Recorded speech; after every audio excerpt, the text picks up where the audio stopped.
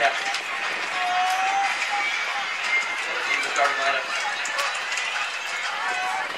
First, Santiago in college.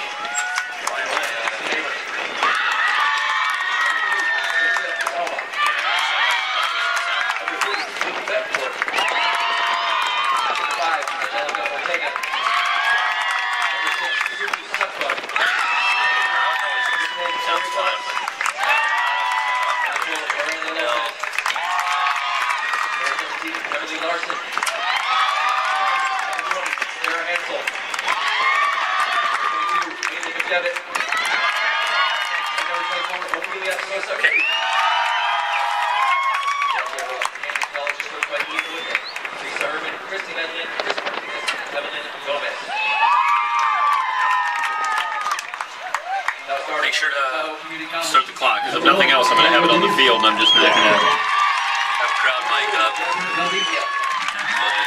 Man, there's so much play.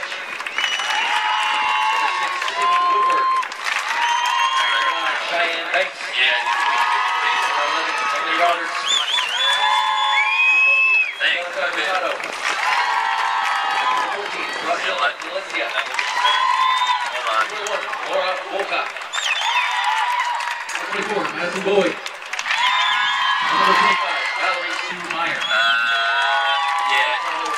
not, I'm a little bit off though. Yeah. Don't worry about it. The color looks better. We got it's two. Yeah, it's got to be like higher and to the left. How much higher?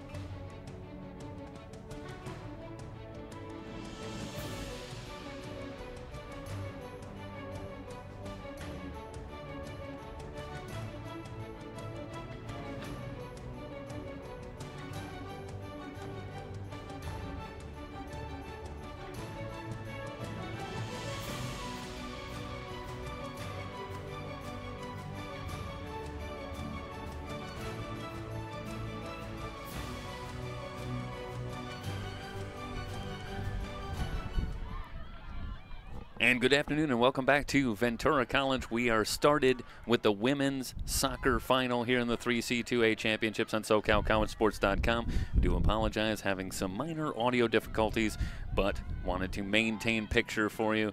And as you can see, we are started here in the first half. It's Lake Tahoe taking on Santiago Canyon here for the women's championship.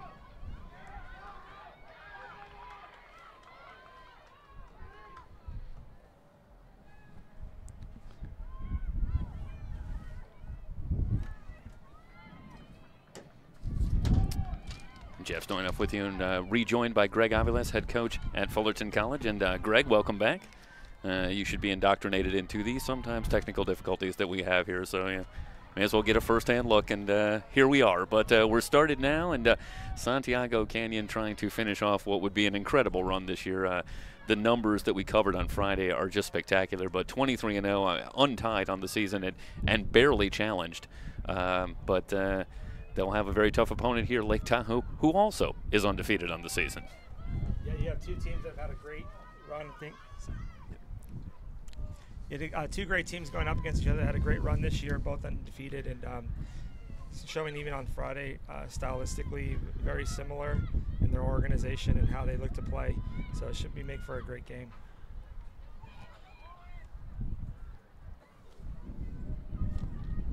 Santiago Canyon in the blue jerseys as we have our first major collision here in the 5th minute. No score. And Lake Tahoe in white. And Lake Tahoe was very measured on Friday night against another very powerful offensive team in San Bernardino Valley College. And you have to imagine here that they're going to have to respect what Santiago Canyon brings to the table. And taking a look at some of the previous box scores, Santiago Canyon has a tendency to strike very early as well. They're in a very aggressive team offensively. Yeah, they look to counter quickly, trying to find their target forward and look to get in very quickly. And they're a very athletic team altogether. So I think the momentum early on favors them as well. It's just trying to get into the box early and trying to get going forward.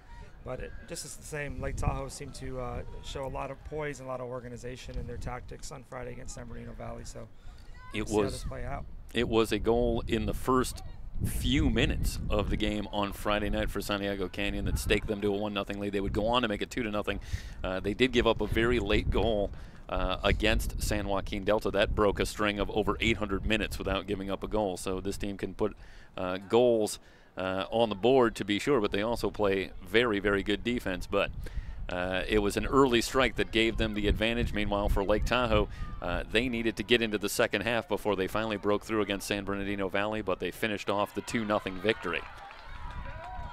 Quick counter for Santiago Canyon.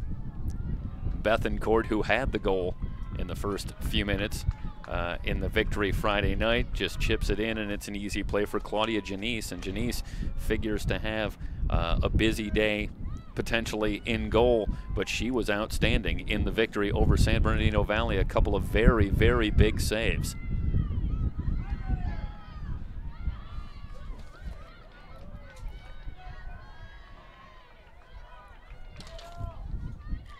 Emily Roberts along with Lauren Walcott on that front line for Lake Tahoe, the primary goal scorers. Yeah, it's going to be a much different story today here for Tahoe. Santiago's pressing high and looking to get in, and definitely going to put them under a lot of pressure throughout the game, which is a much different story than when they played against Valley, who tend to sit back a little bit and try to just play the preventative counter. Roberts wins the ball on the long pass, but the center is kicked out, and now a loose ball sent forward by Santiago Canyon. Well, that was a great job by Roberts there, working against a couple of blue jerseys. Now a quick counter. Sosa on the hop, but Janice with an easy save.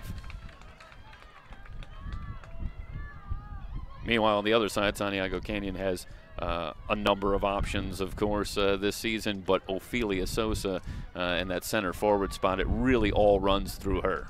Yeah, absolutely. She's been outstanding as far as holding her position and creating opportunities, particularly on her first touch.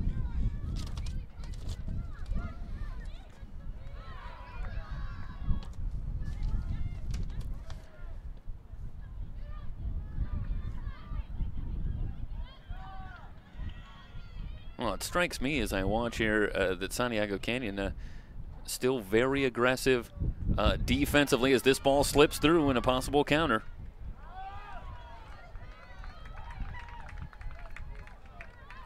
And that was Breck over on the near side, and she nearly had an opportunity but couldn't quite corral it. But perhaps not surprising that out at midfield, it's very clear that Santiago Canyon looks to try and create turnovers if they can and try and create those quick counters. Yeah, they're definitely putting a lot of early pressure on the ball and trying to see what Tahoe can do as far as combining their passes together. But both teams seem to be playing with a lot of energy and I think subsequently creating some untypical mistakes for themselves. And not the cleanest as they were on Friday, but definitely both teams seem to be filling the game today. Ball out off of Tori Phillips. 9th minute, just underway for the Women's Championship here in the 3C2A. Cerritos earlier today, a dramatic come-from-behind victory in the Men's Championship. And they bring the championship back to Norwalk. Lake Tahoe trying to complete what would be as improbable a run as you're going to see for a team that doesn't have a loss on the year. They were the 6th seed in the northern bracket, sort of a statistical oddity to me for a team that hadn't had any losses. But they come through the draw, including a big victory over top seed Sierra en route to the Final Four here. Meanwhile, for Santiago Canyon, as we talked about, the outstanding season. And then, of course, the chief rival in the south is Cerritos, and Cerritos was knocked out by San Bernardino Valley. And for Santiago Canyon, that opens it up slightly, but obviously still a lot of great teams to deal with. And they've got one more here today, a very, very disciplined, solid team in Lake Tahoe. Yeah, Lake Tahoe is a very unusual 6th seed, being undefeated and still coming in that low. But yeah, I don't quite understand it, but I don't argue. But nonetheless, they are showing fantastic play. They've demonstrated throughout this run their ability to stay organized and make a lot of great plays, particularly running out of their holding center mid in transition. They bring this one in, and yeah, they had to show remarkable patience against San Bernardino Valley that took a very measured approach against them. Meanwhile, Santiago Canyon on the counter, and that one just played out nicely as Bethencourt was trying to find a lane, but now Lake Tahoe can set up the defense, and we'll have a throw in coming from Sophie Sauma.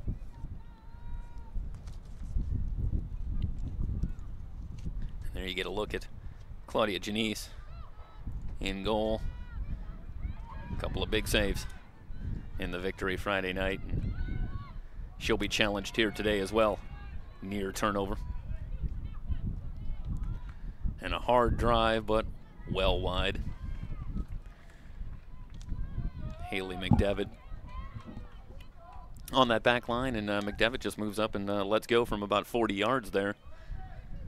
Yeah, definitely gave her the space to come inside and have a go at it. The wind has picked up noticeably here into the afternoon in Ventura. It's a little bit cooler as we head into the late afternoon, but the wind can definitely be a factor, though I believe today it's more of a crosswind. It was going right in the players' faces or with the wind on Friday, but today it's much more of a crosswind, but still you expect that to potentially be a factor. That ball poked free. And a big collision. And they will play on. Sent in looking for Bethencourt, but it's chipped out. Breck tracking it down. Phillips marking Breck and able to win the ball on the throw-in. This is Sosa, and Sosa is a storyline to keep track of here beyond just the ability. Ophelia Sosa left the game with an injury on Friday night, and she was something of a game-time decision. Didn't even come back as being for sure in the lineup today until just moments before we got started. So there is some concern, and you keep an eye on Ophelia Sosa in that center forward spot for Santiago Canyon. Yeah, her condition and the amount of minutes she's going to be able to play will be a key factor for the Hawks here. As she was pivotal in the game on Friday. But a huge credit to the athletic training staff that they have at Santiago Canyon and getting her ready for today. I think second to none to my personally biased to my athletic training staff at Fullerton College. But they did a fantastic job in getting her ready for this game. We would expect nothing else from you. That's it. We actually have an opportunity in our basketball coverage to work with Perry Webster there at Fullerton College. So we cross paths, and we. There you go, another great coach that we have on our campus. Chipped into the box, but played out. And this could be a corner kick coming. And an opportunity for a set piece here for Lake Tahoe.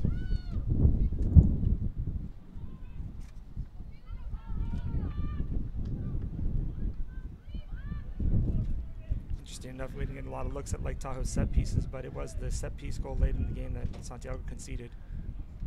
Into the box. And that one played back out, and it looked like Jessica Neighbors aggressively coming out from her keeper spot to play that ball and punch it out. And we'll have a throw in for Lake Tahoe on the far side.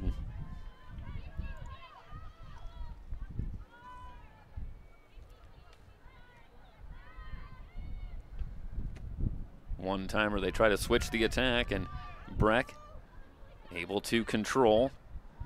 But she is marked closely as Santiago Canyon continues to challenge. It was Bethacourt and Selma playing the very tight defense, but Lake Tahoe manages to maintain control with the throw-in. Breck will to send it in, but broken up. Here is Sosa. Sosa tries to send it out wide, but not enough on the pass. And Tahoe will just send this one in.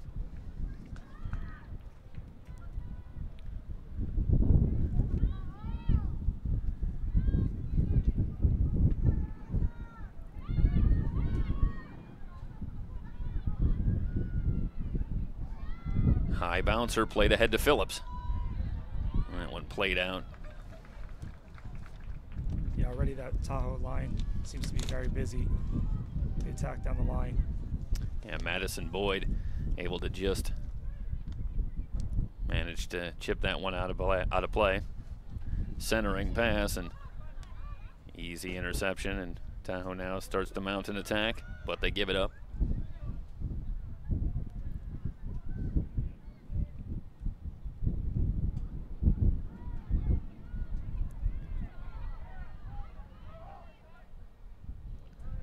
Slide tackle on the far side. So that was Walcott working.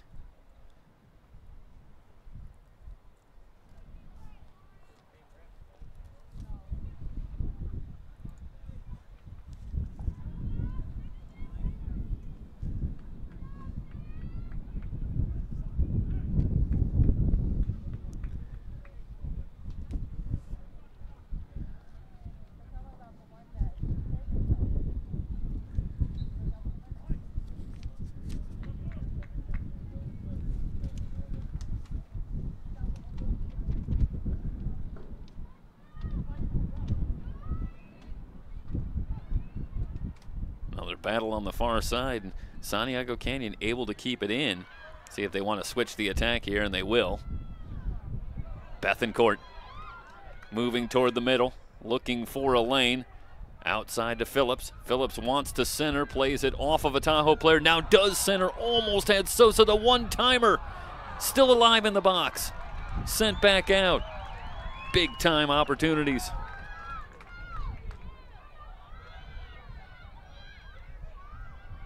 Bethancourt still has it. Yeah, good sequence there from Santiago Canyon. It's been the one time they've been able to do what they like to do, which is get out on the perimeter, get end line, and look for Sosa inside. Early on, they were trying to find her in the middle of the pitch, but this is the first time they've been able to get her out and around.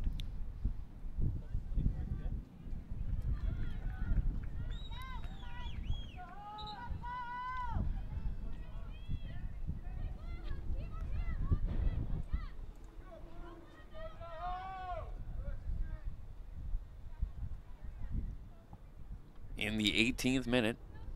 Throw in coming for Tahoe.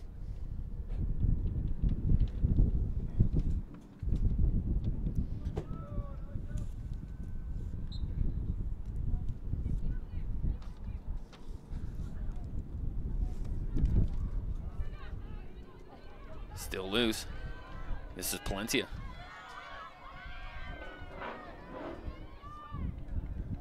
Played ahead, but too much on it, and Neighbors out to send that one back.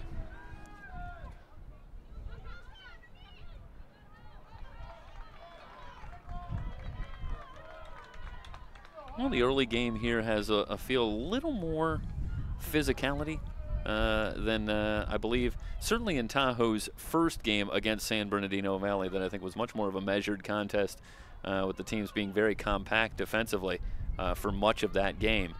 But this one has a little more challenge, a little more physicality to it, I think, as you watch this one. Yeah, definitely a little more bite to it. I think both teams are getting after it. I think now maybe the mentality of this championship game, they want to put everything out there. I think in the first game, a little more respect, especially being probably Tahoe's first time here, trying to just get a good feel of the event and let the players settle in a bit. But now they seem to have their hands on it and getting them a little more aggressive, which I think is challenging to both teams. Now the physicality of play is going to start to come out a little bit and see what they can do. Sometimes you have a feeling as a coach, I wonder, if you tell your players to kind of let loose a little bit more, get after a little bit more, that sometimes that can maybe take them out of their head a little bit and kind of make it a little more just kind of read and react kind of situation. Because sometimes I feel like that's an easier way to play. It kind of gets you out of your own head, maybe, if you're just kind of got a little bit of a impetus to just kind of get after it out there. Yeah, I think it's important, especially in this game, because there's so many things that go on throughout the week and the events that the players have to go through. And at the end of the day, it's just a game, and the players have been playing this for years, and it's a players' game, and you just want them to go out there and enjoy themselves and just do the things that they're used to doing. Yep. That one off of Breck, and it'll be a throw-in for Santiago Canyon here in the 21st minute. Both teams predictably prolific in scoring. Santiago Canyon just under 4 goals a game, and Lake Tahoe, for all of our talk about the measured pace of Friday night, is over 4 goals a game. So they can put some balls in the net given the chance. But it's not a big surprise that the teams are really bringing the defense early. Yeah, well, they definitely showed that on Friday. They went ahead and found a way to score against a very stingy San Bernardino Valley team that essentially shut down a Cerritos team that scored nearly 130 goals in the season. And so they definitely have proven to be able to break down lines and find their opportunities to go to goal.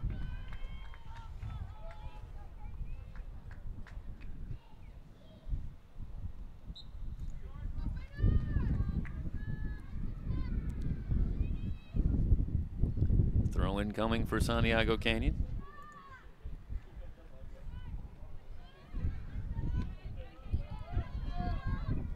Bethencourt with some trouble controlling. And Tahoe's got the steal. But Roberts can't maintain control. I started to say earlier that it was Breck that really started the attack for the first goal. A couple of good moves and worked her way into the middle. Eventually had the ball poked away, but it went right to Hurtado, who finished it off for the goal. Sosa looking to center up once again, but Tahoe there for the steal. Looking for Walcott, and that pass gets through. But Walcott had hesitated momentarily. Now she gives chase. It's still alive. No whistle yet. Walcott has that one knocked out of play, but this should be a corner kick, and it will be. It seems initially she was quite surprised by the pass getting through. Maybe the wind might have held it up a little bit and found its way, but much better build-up from Lake Tahoe there. That's what they were very successful with on Friday, was playing through their middle and finding their target players in those passing lanes, and it's a good job for them with their composure to find that this time around.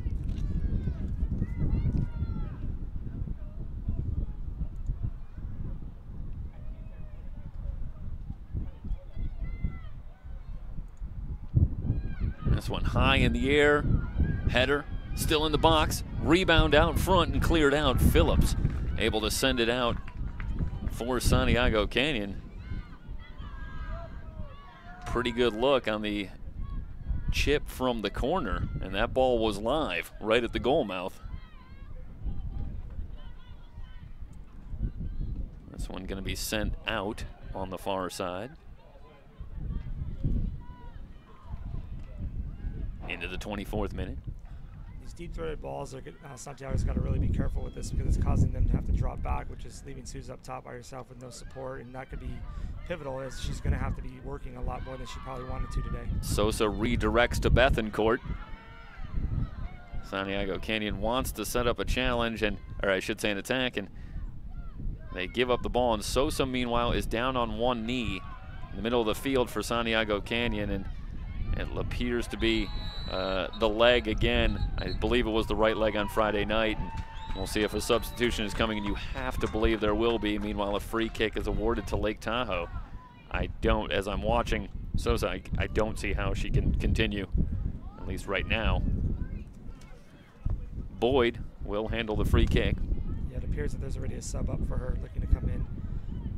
There it is. Well, she left and did return on Friday. So if you're a Santiago Canyon fan here, you hold out a measure of hope here that Ofelia Sosa will be able to return. Casey Montoya, meanwhile, will come in.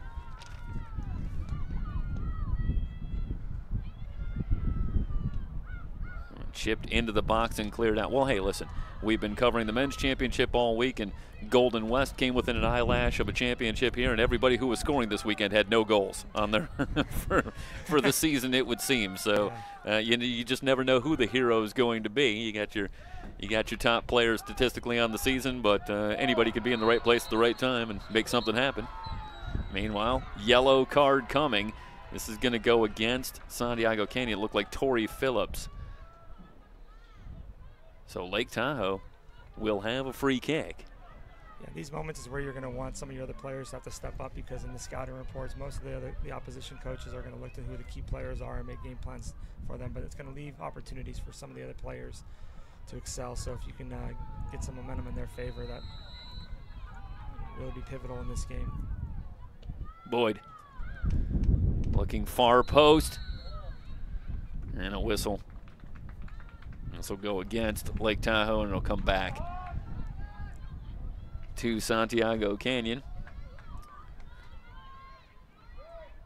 Well, I can't tell if it's a little bit wind-aided, but that's a couple of very nice chips from Madison Boyd, and some balls that have created a little bit of a problem the way they've hung in the air and ultimately have landed and bounced in the box, and I can't imagine that's what you want defensively. Agreed. Yeah, she's been able to drive some balls in there, but that wind has held it up a little bit, which keeps it away from the goalkeeper, making him very dangerous. And one sent out. Throw in coming. Going back to the injury, it's got to be pretty optimistic for your Santiago Canyon fan, because she limped off a little bit, but she seemed to give a light jog as she was heading over to the training table in Sosa, so maybe upon her return. That one played in on the bounce, but sent back out, and Tahoe content to send this one out of play and reset the defense. 27th minute. Entertaining first half here in the women's final. Loose ball, still battling in now. It's Phillips who will send it out.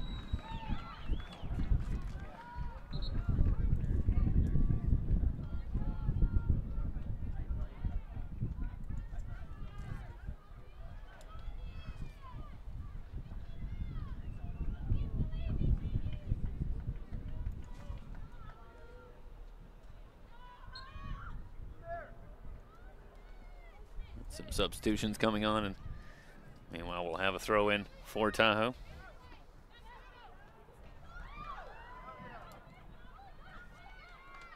Bethencourt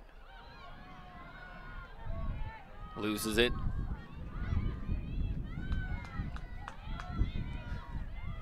Canyon recovers. McDevitt tries to switch the attack going far side.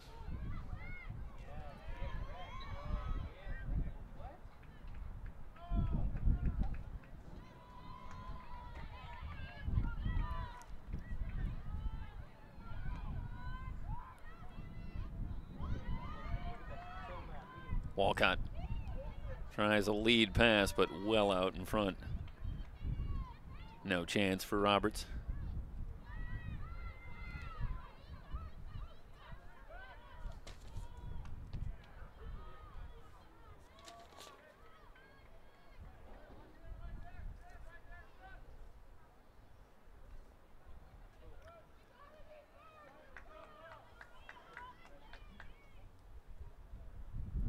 Very curious to see how Coach Ian Woodhead adjusts to what's happening here, as he typically likes to play through his middle as well. And it seems that both teams have really locked down the middle and canceling out each other here in the way that they're defending.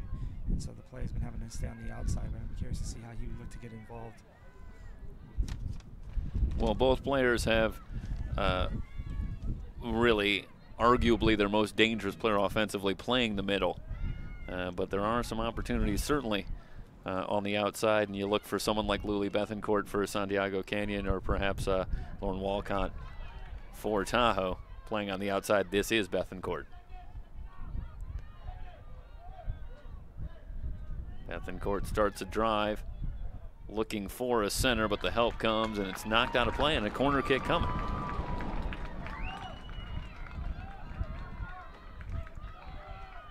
At that point, Jeff, both players are very comfortable on the ball, earning corner kicks for their teams in the early minutes.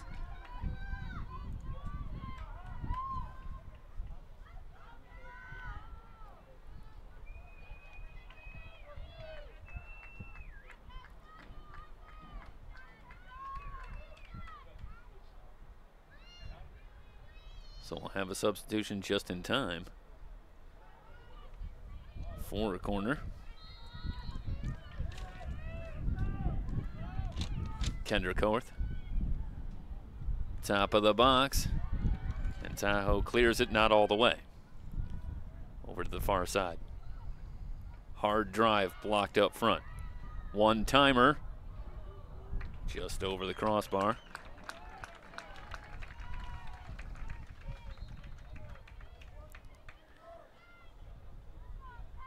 First minute.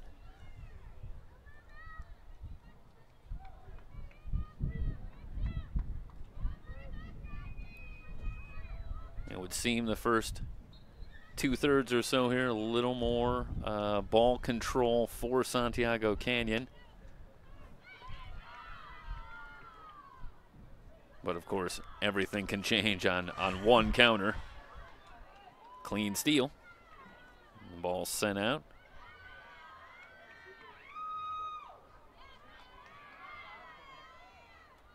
Looking for Bethencourt. Plays it back outside. Sauma centers up. There's a shot on goal, but couldn't quite get all of it. And that looked like Montoya, who had replaced Sosa. Made a good little move, but just couldn't quite get it teed up to let one go. Now there's a turnover, and Bethencourt counter starts to make a move, but the back line stalwart for Tahoe. This one chipped forward, still alive. Bethencourt saves.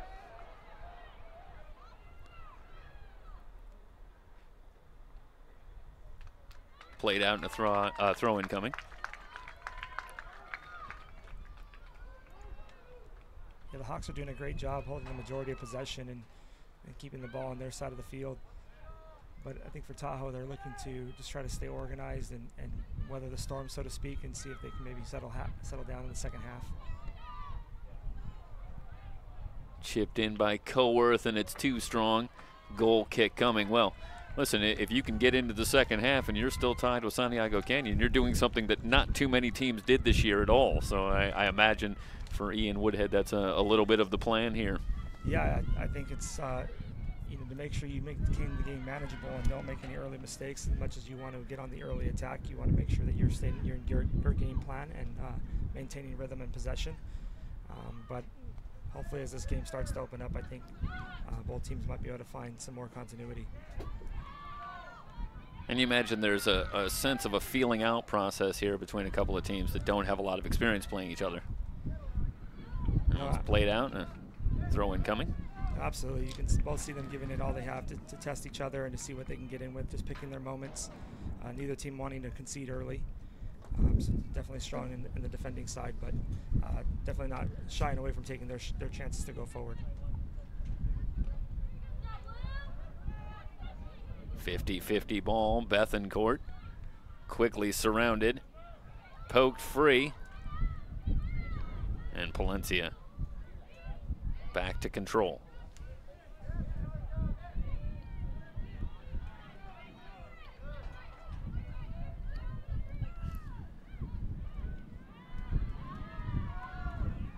When you see this kind of ball pressure from Santiago Canyon, do you anticipate at some point that maybe some skip passes trying to go over the top of that kind of pressure defense might come from Tahoe? And is there a danger in Tahoe employing that kind of tactic? Yeah, I think there is. I think they're still susceptible to the counterattack with the space behind the back line. They're looking to press a little bit higher up the field, and with the goalkeeper still staying in her box, they're still conceding a lot of space, so a quick strike is very inevitable. That one played off of Breck. That's a great job by Salma.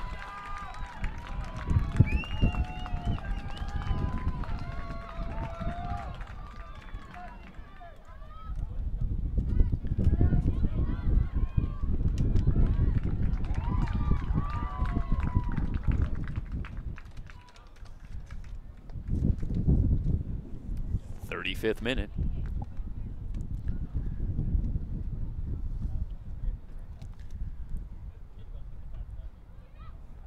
Montoya goes to the bicycle, trying to get it back on the give and go, and does on the bounce. And Janice right there for the save. Montoya.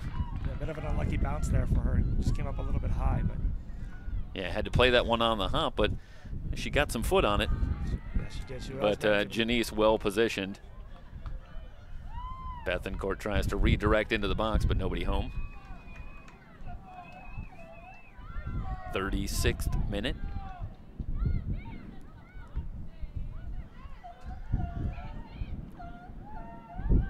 High bouncer. Montoya battling, and once again wins the ball. Casey Montoya with a good little move. Is really giving this team a nice lift off the bench coming in for Ophelia Sosa, but Montoya's energy is noticeable out there. Yeah, she's really done a great job since going up there. I still can't help but notice the maybe the tactical respect between the two great coaches for Tahoe and for Santiago Canyon. Seem to be of isolating each other's midfielders in a 1v1 battle to basically cancel them out and allowing their players to take over the game in 1v1 situations in both offenses.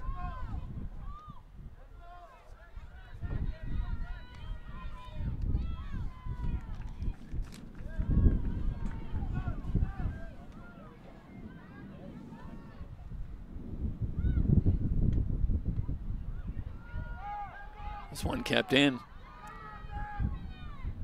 Tahoe wants to counter.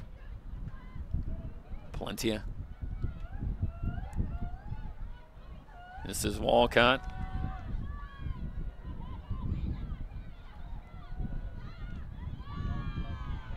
Try to switch it to the near side, and Bethencourt moving back has the steal.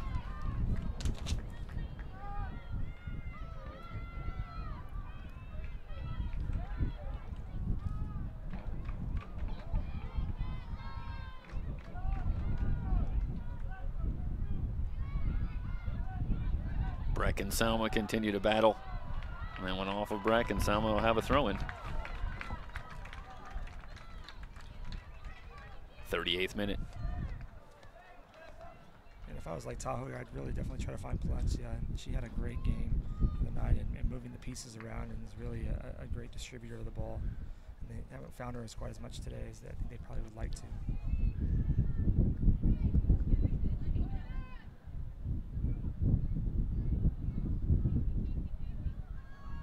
Salma readies the throw.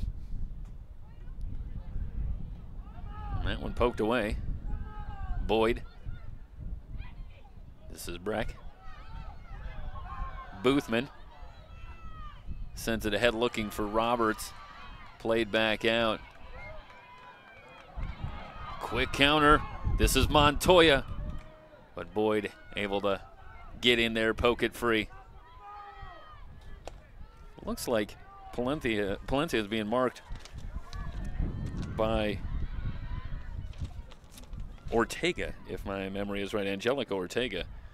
And that's a terrific battle between two players, very, very instrumental in their team's success. Ortega also had an outstanding game on Friday. But we haven't really been talking about Ortega doing much in terms of with the ball so far, as a quick counter is developing. Phillips sends it up high, but whistles. And this will go back the other way. Just to finish the point on Ortega, notice that we had not a lot of ball control so far, and you wonder if that's not in part because she's so focused on trying to stay with Palencia and make sure that Palencia can't really quarterback for Tahoe. Yeah, it seems like she almost has a direct assignment to man mark her up, because wherever she's gone over the field, she's been there. And Ortega usually seems to have a lot more freedom in running the play for the Hawks. But it's almost as if she's been given that direct assignment to make sure that she doesn't allow her to transition the team. And a whistle. 40th minute.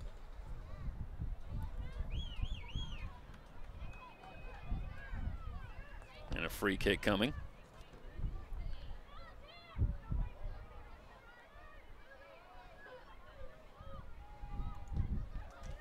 Boyd drives this one hard. Played back and cleared.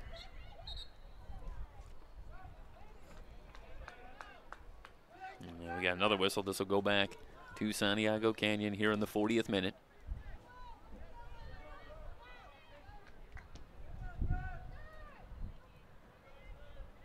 Long pass looking for Bethencourt, and it's out. And sometimes you watch a game when there's no scoring in the first half and you think, boy, how is one of these teams going to manage to find a way to score here? And sometimes you watch this one and you have the feeling that one's coming here. There's been some attacks and some counters, I think, on both sides, and I just feel like at some point there's going to be one of those is going to produce a goal.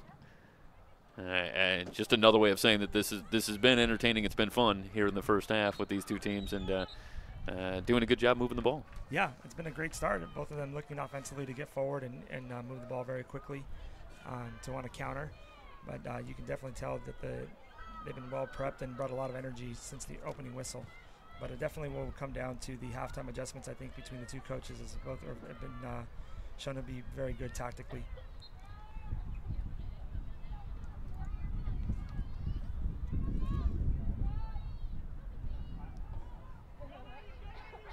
Tahoe wins the ball. Breck on the near sideline.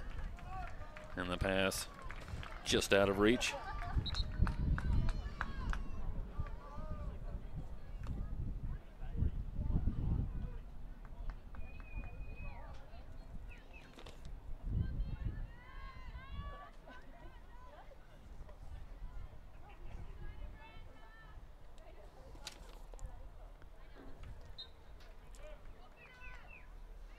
Both teams are moving the ball very well. Like Tahoe seems to be bent on counterattacking, defend to counterattack, while Santiago seems to want to spread the field a little bit more and transition through their target players.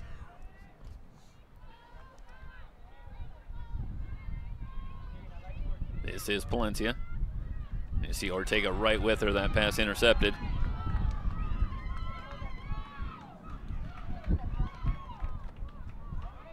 Canyon wants to attack on the far side. The ball kept alive, but both players go down.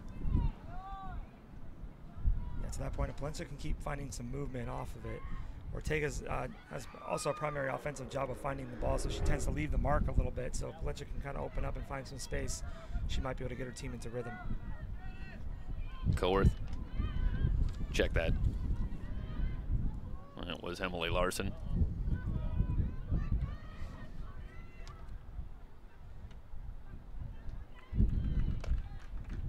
Throw in coming in the 43rd minute.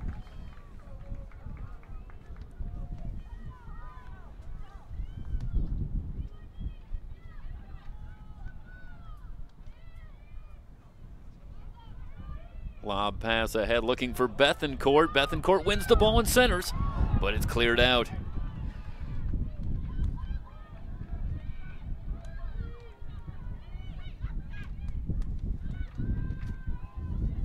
Larson keeping that ball alive. Ortega and Palencia continue to battle.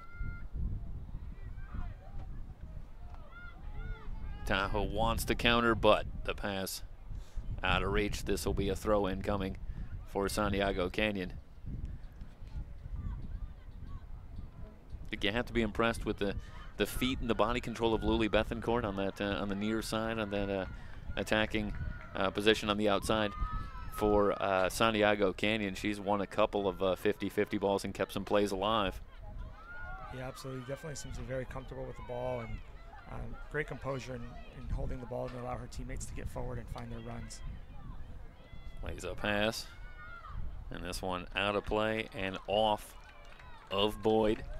And even just right there where most players would have received and turned and gone forward, she held it, waited for her player to check in, and then looked to play.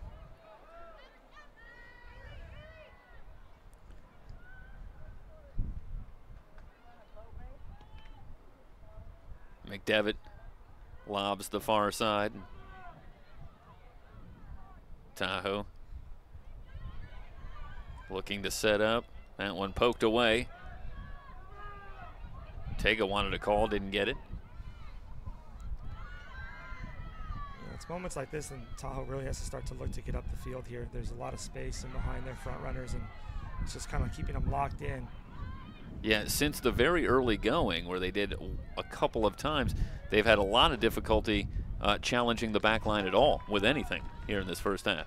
Yeah, and the front runners are just very withdrawn from pressing on, and then with the defenders not looking to get forward on maybe an overlapping run or joining in on the attack, it's going to make it very difficult to get in behind Santiago's line that way. Turnover here and a possibility. Tahoe in possession. They'll work it to the middle to Palencia.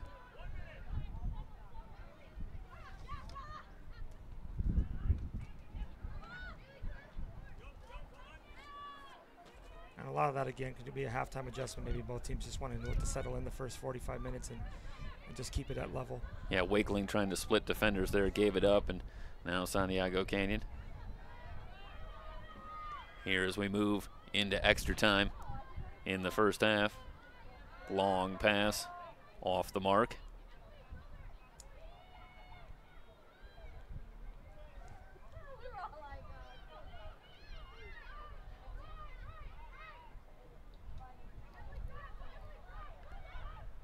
Boyd trying to get this one ahead.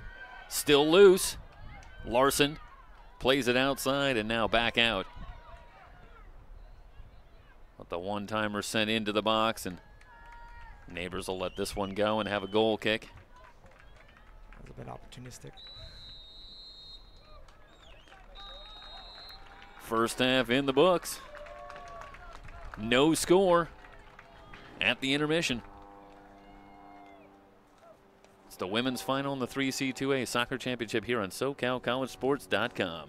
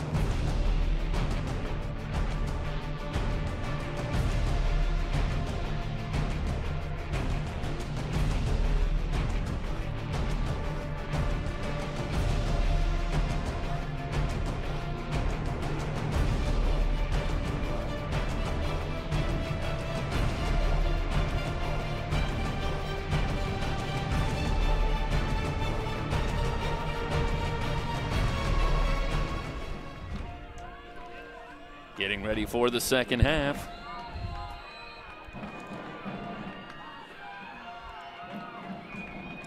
No score in the women's championship. And we are right to work, and a shot just wide. Right off the bat, Santiago Canyon going back to work.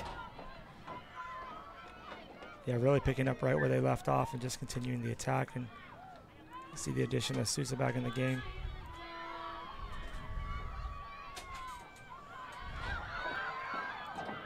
And Sosa, centering pass, sent back out. Ortega tries to keep it alive, and now it's cleared out.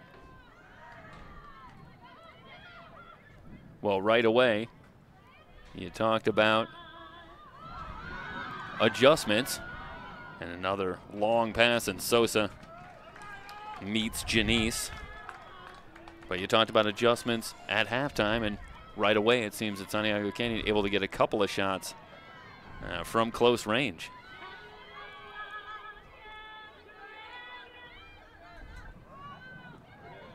This one will be sent back, and Tahoe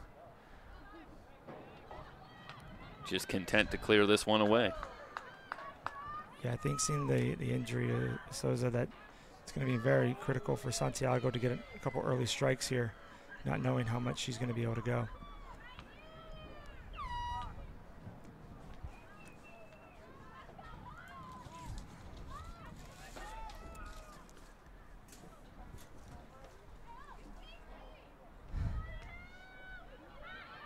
Santiago Canyon again with a pass in the box, and Janice has already had a busy second half.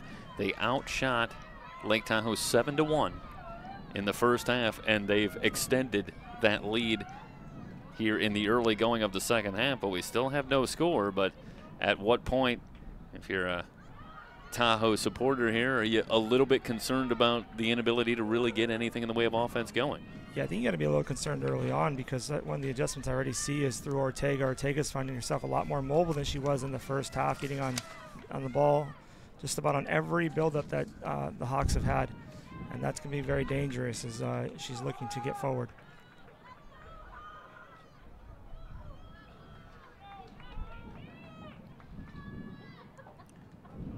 So the throw in coming for Lake Tahoe.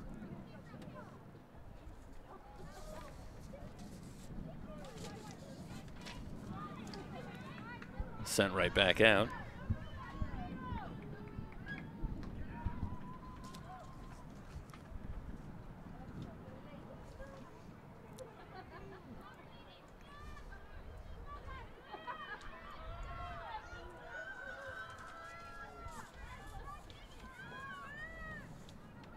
Romero brings this one in, but a steal. Ortega wants it on the give and go. The lead pass from Sosa. But look at the speed of Palencia, able to win the foot race, get the ball back, but not out. Sosa keeps it in with the stop, tries to center, but that one redirected and sent back out.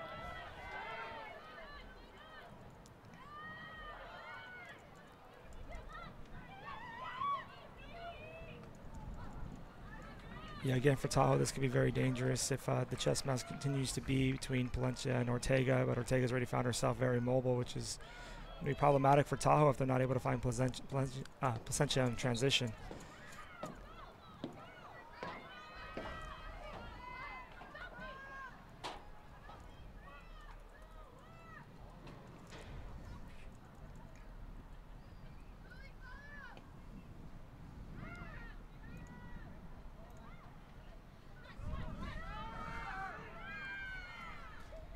'50th minute, early going of the second half.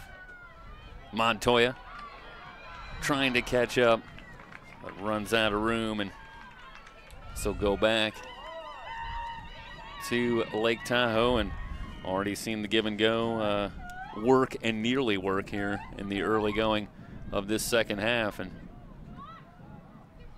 ball still in play. Yeah, still a very nicely threaded ball, just went a little long, but Santiago's finding some early creases. the chip from Sukfum. It was a little bit short, played back out, but now Bethencourt draws the double team. Tahoe clears it out, but Sukfum will keep it in. Sauma and Bethencourt working on the right side. Bethencourt moves middle, tries to feed Sosa, but good anticipation and sent back out. And that was Boyd again, who's had a busy afternoon. She's been very busy. It almost seems to me as both coaching staffs have countering tactics, where the Hawks in the first half are very content about not letting Valencia get forward, and now it seems as if Lake Tahoe is trying to keep Ortega at bay. Montoya controls, gets it back.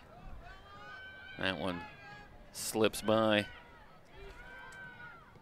Roberts, who's had a quiet afternoon in that center forward spot.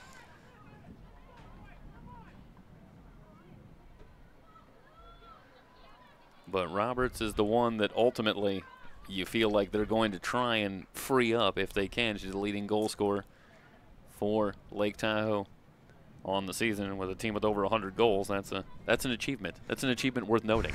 Yeah, absolutely. It's very difficult to do. You can see, though, I think they will look to play through her. She's already playing much higher on the field than she was in the first half.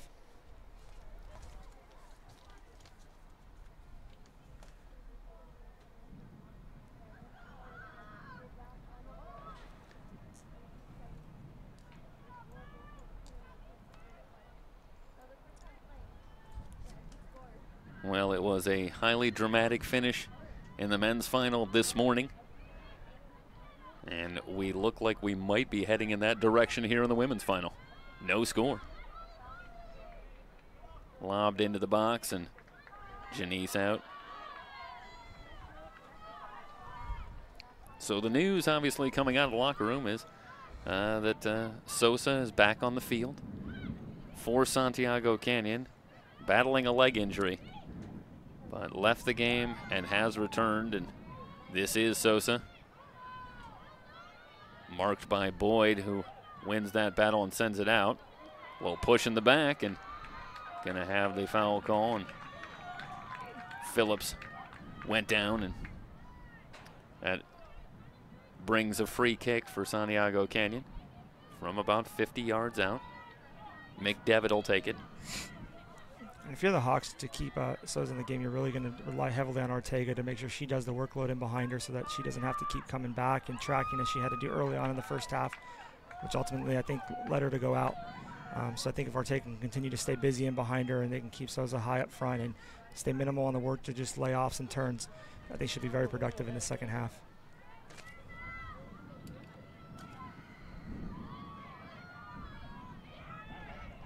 Valencia plays it outside. Roberts, way outside, has that one tipped free. Steal for Santiago Canyon. They'll look to counter. Hard drive, Sosa from the outside. Moving left. But that one, she just doesn't seem to have that cut in that right leg. yeah, they ultimately were able to get in there and poke that one out. Another long entry from well outside, an easy play for Janice.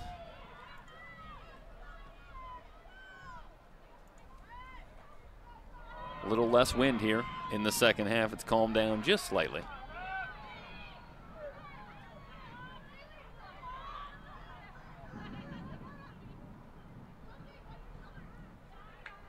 As you're talking about the wind, you can't help but notice the beautiful backdrop.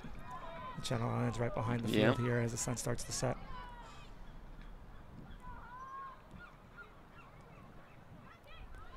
Throw in back into Tahoe territory, where it'll be sent out again. Valerie Meyer sends this one out. Woodward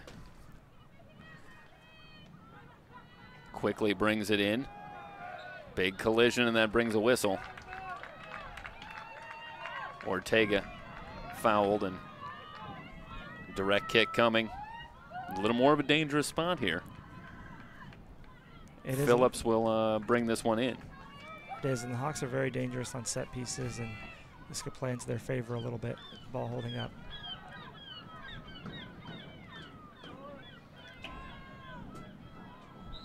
So Phillips from the near side. Chips far post, and nobody's there.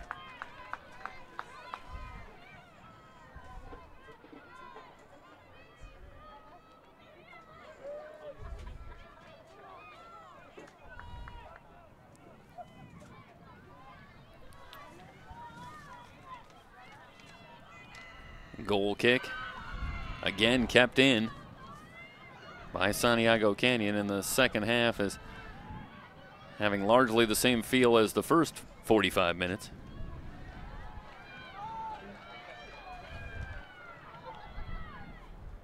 Larson plays it back. Neighbors. Woodward wants to center. This is Sosa. Controls. Looking for Bethencourt. In a foot race to the corner, and it's sent out. Very well defended there, but that's typical more of what Santiago's probably going to look to do.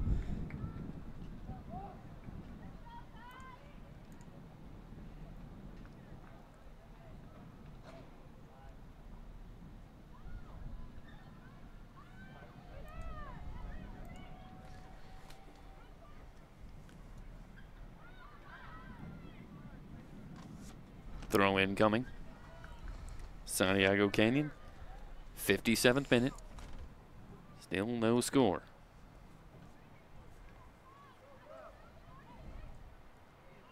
Sosa comes way out. Well, they're playing very physical with Ophelia Sosa challenging every time that she gets any kind of touch.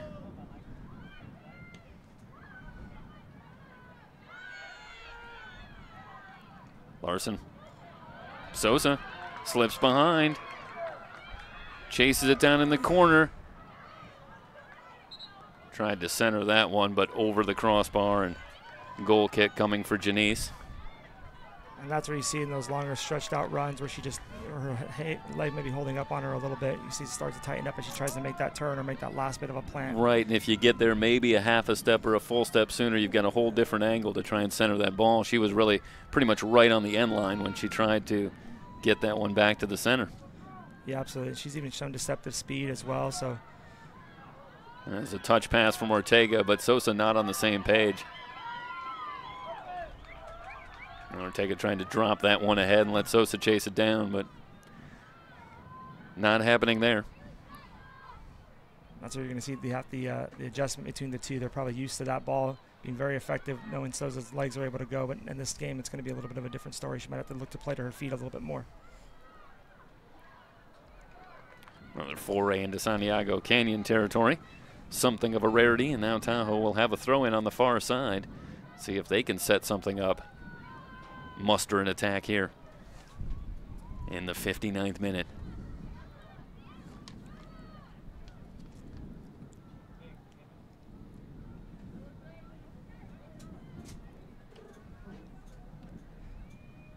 They have Roberts to the far side, not playing the middle.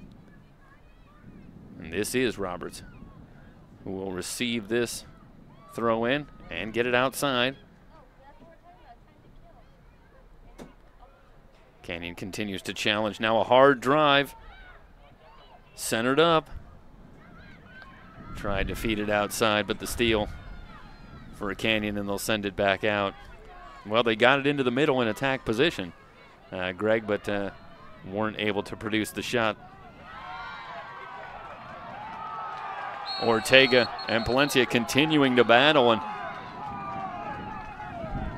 getting pretty physical. Those two getting to know each other well here this afternoon, and see it all starts as Ortega. Good poke steal there, and they battled right out of bounds. You got to really appreciate the tenacity of both players, just being very physical with each other, not letting the other one have their way. Foul ultimately goes on Palencia, so the free kick brings it in. Larson drops a pass, but Bethencourt not on the same page, and Tahoe sends it back out.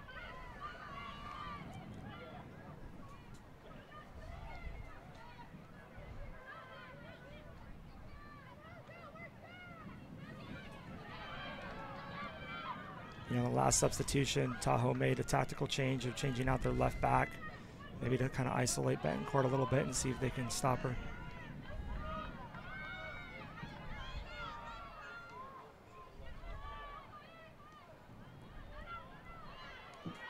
And there's Palencia stepping in front. They get the steal. They want to counter, but the pass offline, and now it's Ortega who will look to go on the attack. Centering pass, Sosa outside. Room for a shot, but over the crossbar. Well, that may be about as good a look as we've seen either team have in a while. And Phillips dialed it up from outside the box, but sent it over the crossbar. Yeah, it was a very dangerous step by Santiago. The left center back stepped into the attack to cut off the ball and continued her run forward, but it ultimately left her other center back isolated with Sosa, and not being able to connect that pass just left him very vulnerable on that turn, which would produce an opportunity to put a goal.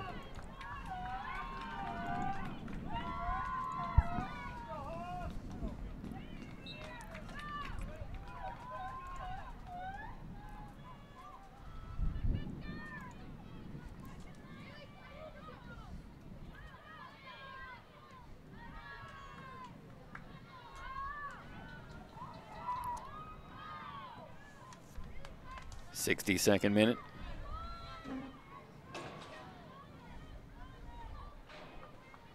Woodward will have the throw in. Casey Montoya tries to send that back, but instead gives it up. Freitas, who had a big goal on Friday night, the second goal that ultimately went a long way toward putting it away for Lake Tahoe.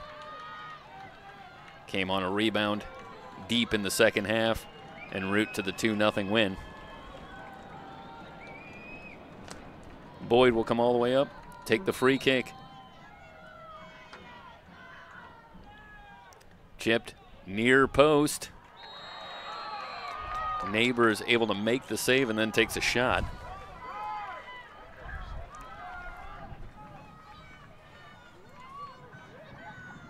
That one probably held up a little bit longer than she wanted it to.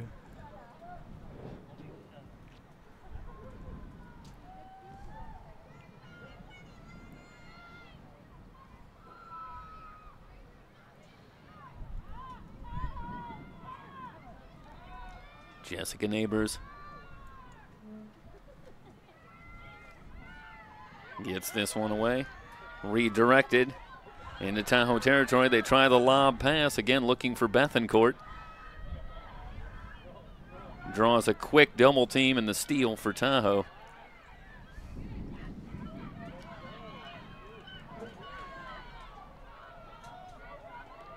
Hard drive on the far side and the ball knocked out of play and a throw in coming. Double team, Jeff. How great has Boyd been in this game? Just coming over and just covering a lot of ground and helping out. Been able to call her name quite a bit, and that's usually a good sign. Well, and as you talked about a few minutes ago, there's a tactical decision here where I think they recognize that with Betancourt, they want to send that hard double and get the ball away from her if they can. She's been able to make things happen if they give her any kind of room at all. Yeah, absolutely. I think that was key there for Boyd to come over right away, because she's shown composure to hold it just a little bit. So I think closing her down early and shutting down those opportunities is probably a good adjustment on the Tahoe side. And if we've seen that be effective, that double team coming. So if you're Luli Betancourt, what's your play there then? What does she need to do when that double team is coming over on her? Well, as that ball's getting played initially forward, Ortega really needs to come in behind it so that it can be a quick little 1-2 drop and then get that second ball in behind the line.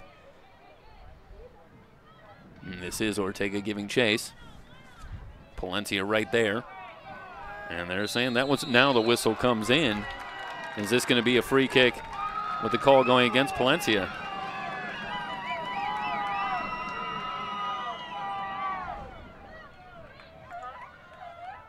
And I think a dangerous moment there is there was a little bit of talk after that call. And I saw a quick turn by the referee, and well, you don't want to see a call here that potentially can have an impact on the game. Definitely, but she sure has to be careful, because that is the third time that she's taken down Ortega in this half.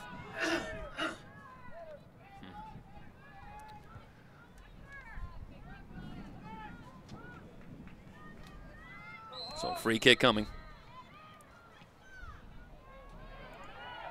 Shot on goal and a goal!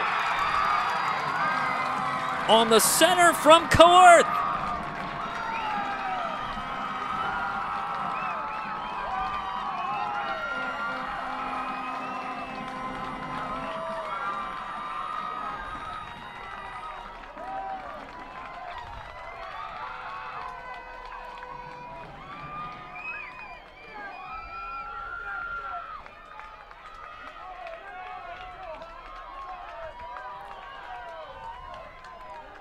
Oh, what a goal. Santiago Canyon continuing the relentless pressure, heavily outshooting Lake Tahoe. The ball control really been in their favor, and they finally are able to break through off a set piece on the direct kick. And again, it goes just to the halftime, I think, adjustment of freeing Ortega up and allowing her to be more mobile and less defensive, and created a good goal-scoring opportunity. And I think all along this year, Santiago has proven to be very good on set pieces. And I think if you're Lake Tahoe, you think about the necessity of changing a tactic, but you have to ask the question, what more can they do? At this point, the defensive pressure has been pretty relentless from Santiago Canyon. They start an attack here. Breck plays it in, but ahead, and Neighbor is able to come out and field that one. Yeah, you got to be very careful here still. If you're like Tahoe, you want to get numbers forward, but at the same point, you know, in the speed and the athleticism of Santiago, you don't want to throw too many and give up a second goal. So it's a healthy balance. I think what you might look forward to see is what's happening now is Boyd trying to get a little bit more into the midfield line to allow players to push up a little bit higher with the forwards. 68th minute. As you can notice, Lake Tahoe has given Boyd the responsibility now of roaming with the central attacker, which is going to allow her to step into balls and join in on the attack much quicker than she's been.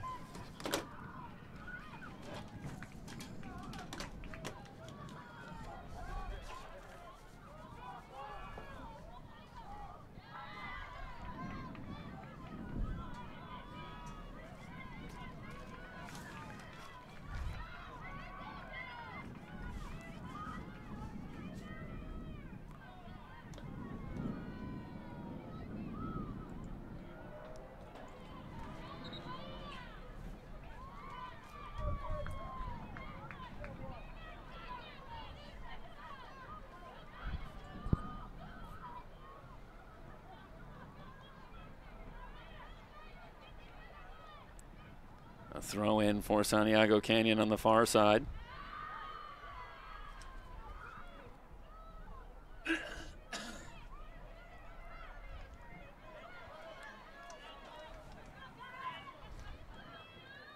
And Janice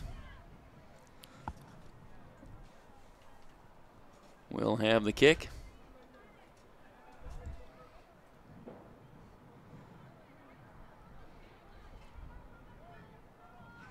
I think if you're like Tahoe here, you start to wonder about when will you make a tactical adjustment to start throwing your numbers forward or make some changes in your formation, as you don't want to let the game go on too long.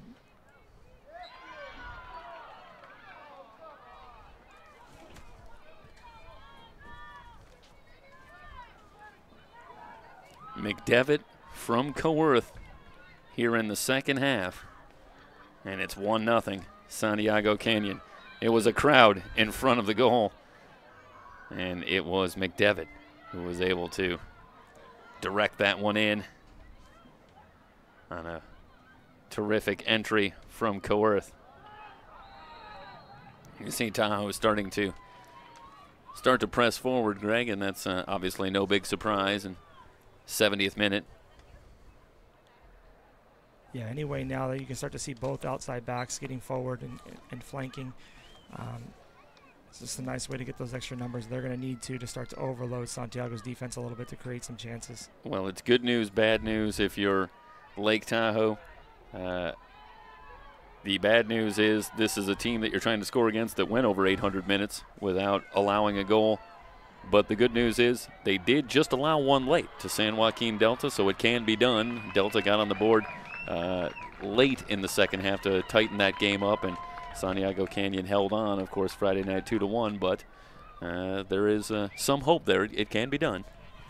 Yeah, they have shown some vulnerability a little bit in the back, and I think Tahoe, you just got to keep finding ways to get numbers forward as they're capable of scoring goals themselves. Meanwhile, a set piece coming for Santiago Canyon. Top of the box and played out. Bethencourt trying to keep it alive and plays it off of Tahoe, and this will be a throw-in coming for Santiago Canyon. Jeff, sometimes in these situations when you go down a goal with still time on the clock, it forces you to have to come out and play a little bit. So maybe where you were slightly reserved coming into the half, now you can get on the front foot a little bit more and start chasing the game, which may create some opportunities that maybe you weren't doing early on because you were so concerned about giving up a goal.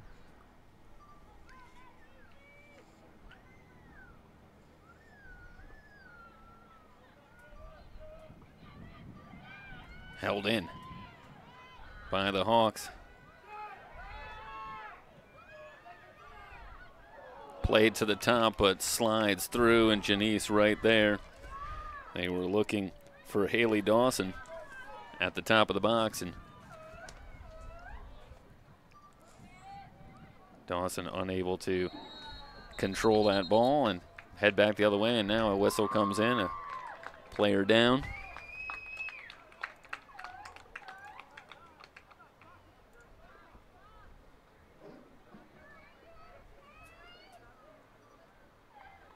And it's still physical out there.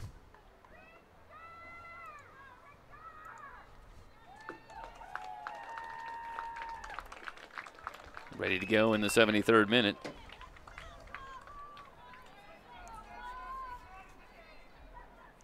Free kick awarded to Santiago Canyon.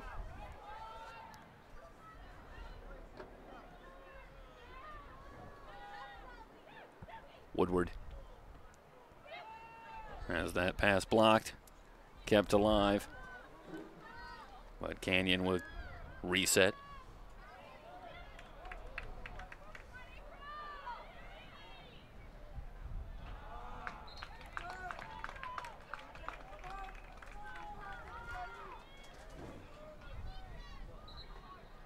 Now Jeff has a brief stoppage in play here. We give credit to the 3C2A for putting on a fantastic weekend, and the 3C SCA for the sophomore showcase and all their festivities here this weekend. It's been fantastic events. Yeah, it's a very busy weekend. We're brought in, and it's our great pleasure to handle the semifinals and the finals on Friday and Sunday. But of course, the middle day, a lot is going on here on Saturday as well. So a lot goes on here, and of course, as always, it's done very well. Yeah, they've really done a great job putting these events together. In addition to these events, Jeff, I don't know if you're aware of the Ventura Marriott, the Beach Marriott CrossFit Championship that was also held on Saturday between Marty Escobar-Kinahan and Albert Shade Sr. Gaspar, in which Albert Shade Sr. Gaspar took home the championship. It's a very little known event. Well, you need people to get the word out. Long pass into the box, and Ortega able to clear it out for Canyon. Played out, and a throw-in coming for Santiago Canyon.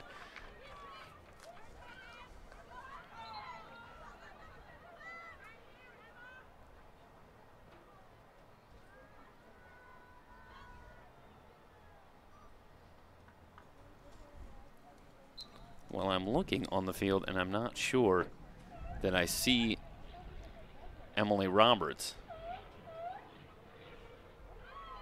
for Lake Tahoe. Doesn't mean she's not out there. Touch pass from Woodward, and a roller just wide of the post. Well, that was nearly insurance. Yeah, she did a great job getting in behind Boyd. Just a little unlucky to not get to the ball.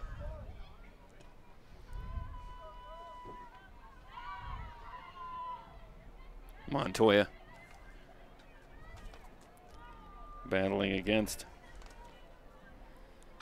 Sydney Woodward.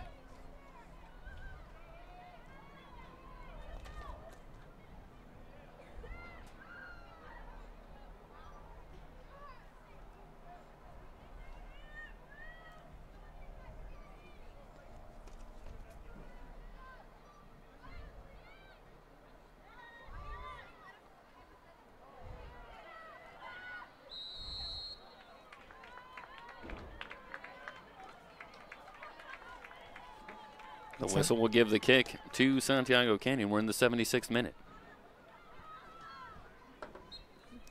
Sense a little bit of frustration on the Tahoe side.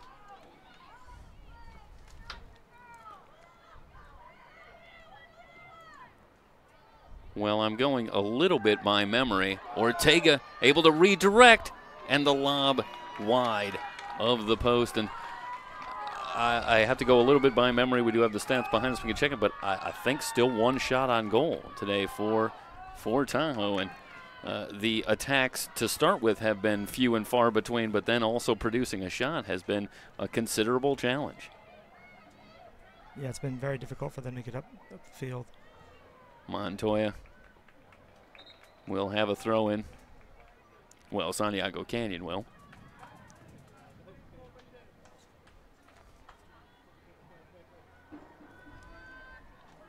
But again, you can't help for notice on each goal scoring opportunity produced by the Hawks. Ortega's been the one to initiate it.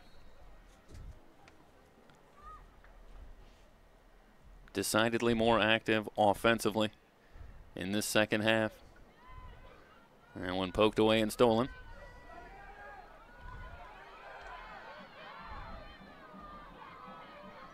Tahoe setting up the attack on the far side.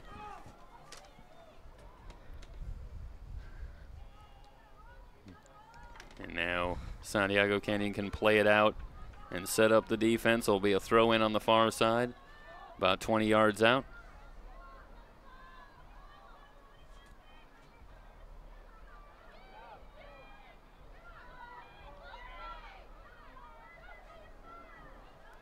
Centering pass. Trying to set up the give and go.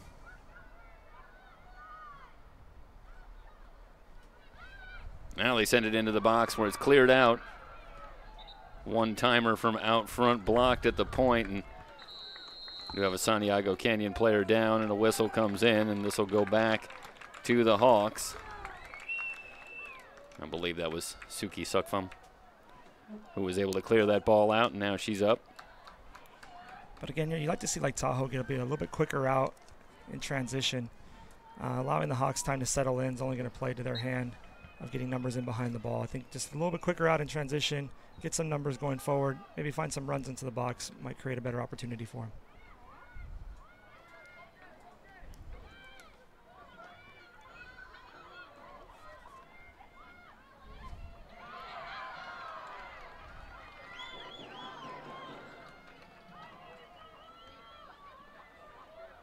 Free kick coming for Lake Tahoe, and this will come from out front. You got to wonder about here, 40 yards. Boyd's going to look to test the keeper. Boyd with the chip in front of the goal. Neighbors out quickly. The ball is loose, but cleared away. Boy, just for a moment, that ball was sitting there, but Canyon quickly able to send it out.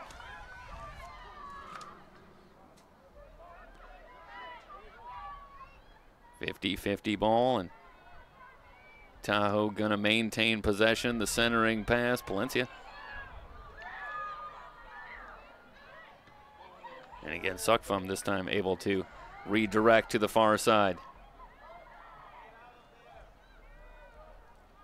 Looking for a lane to center.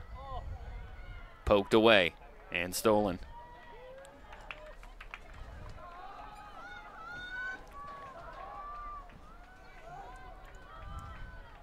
Throw in coming.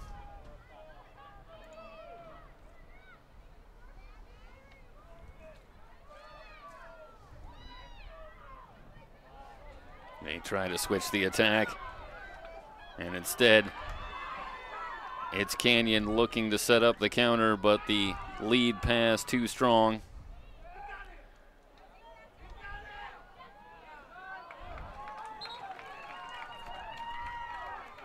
thought this was out on Tahoe, but it's actually off of Santiago Canyon.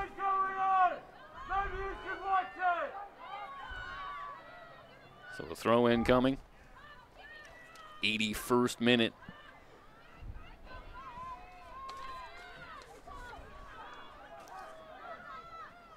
And I wonder how long Tahoe is going to stay in this 4-3-3 set before they start looking to gamble and throw some numbers up front. I want to talk about what this defensive performance and how this defensive performance fits in terms of context. Remember that this Lake Tahoe team, second in the 3C2A in shots on goal. Right. 600 on the season and held to just a couple here, if we can even recall. It was one in the first half, and they haven't been able to get too many shots here in the second half as well. Cleared back out. Again, maybe a little bit of unfamiliar territory where they were a little bit more on the offensive front. In the San Bernardino Valley game here, they've been slightly more defensive and now trying to find rhythm to go forward. Plays it outside. This one tipped to Breck. Breck tries to center, but again, cleared back to midfield where we'll have a throw in.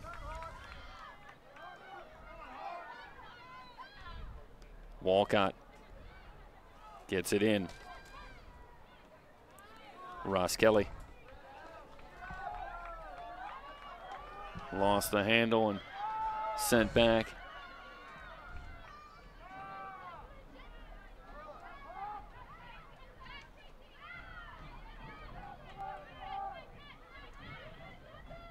.50-50 ball and a great slide tackle, and now the whistle comes. So this is going to go against Lake Tahoe, and it was not an initial call, but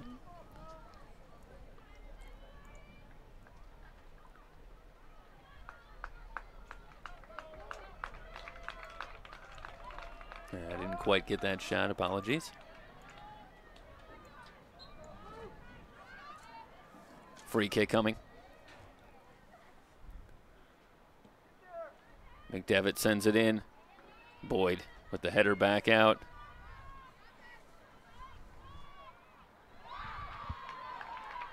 That ball nearly stolen, and now Santiago Canyon will recover. Montoya centered up for Ortega. They want to go to the give and go, but Montoya in a crowd. Kept alive though. Shot on the bounce is over the crossbar. Lake Tahoe still conceding a lot of space in front of their back four, trying to drop defensive, but as the game continues to go on, they're just giving up more space. So it looks like to Pete here that some pieces moving around, perhaps a tactical change.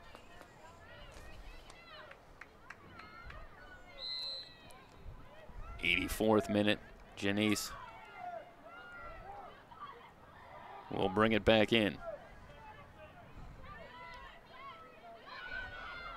Looking for Breck. Just appears here as Lake Tahoe's now slid into a 3-4-3.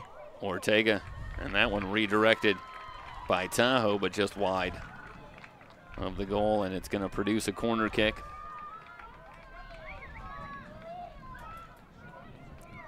And this will be Coworth, and this seems to be a sort of a specialization for Coworth for Santiago Canyon.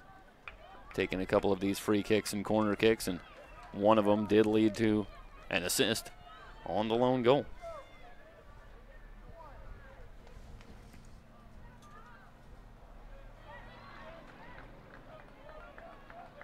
It's something that they definitely look to have mastered and well versed in it for sure, in organizing their set pieces and creating chances off their set pieces.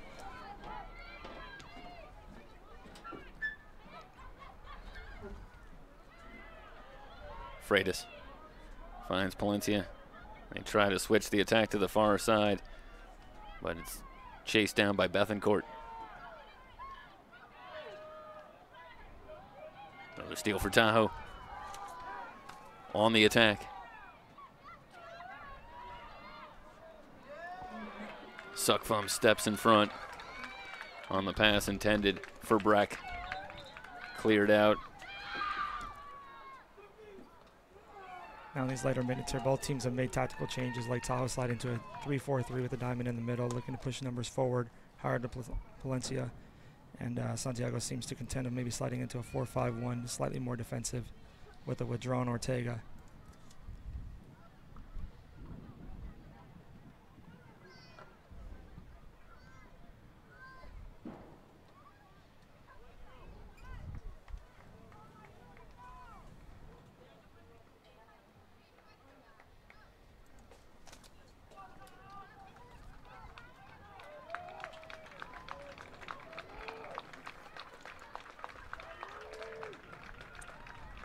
That looks like Bethencourt being helped off.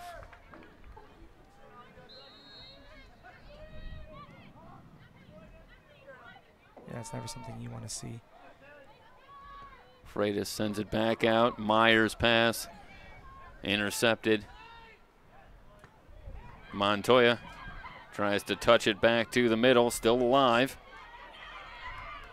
Canyon on the attack.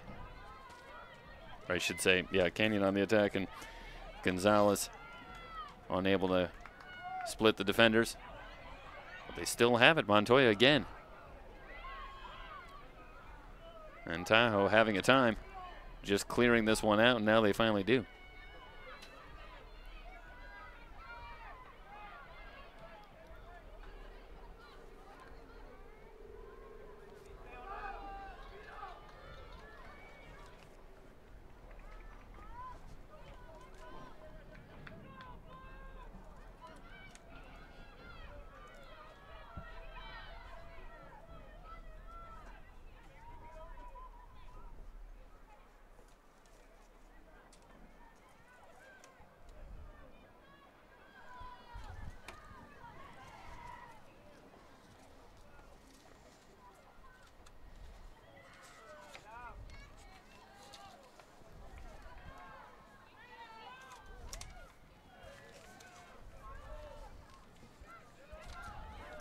In the 88th minute, this is Tahoe on the attack, and again sent back out. And, well, we've talked about compact defense, and now we're seeing it from Santiago Canyon, not surprisingly, as Montoya has that one knocked out of play, but it will belong to Santiago Canyon. Yeah, they did a very good job of staying organized and picking off a pass and then exposing Lake Tahoe on that counterattack into open space where they've pushed forward, numbers forward. Montoya back outside. Gonzalez has that one knocked free, but it will stay with the Hawks. You go back to last year, Santiago Canyon made the trip here to the Final Four, fell to eventual champion Fresno in penalty kicks, that in the semifinals. So building on that last year.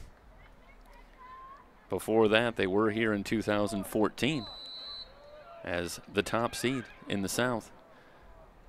And they advanced to the championship before falling to Cerritos. This one in the box, still free. Played on the bounce, but Janice right there couldn't quite get full contact on that shot.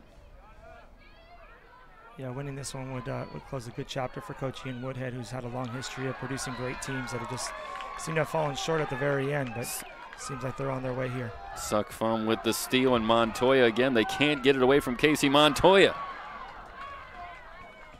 Finally able to play that one out of bounds. It'll be off of Montoya as we are into extra time. Throw in kept alive by Gonzalez.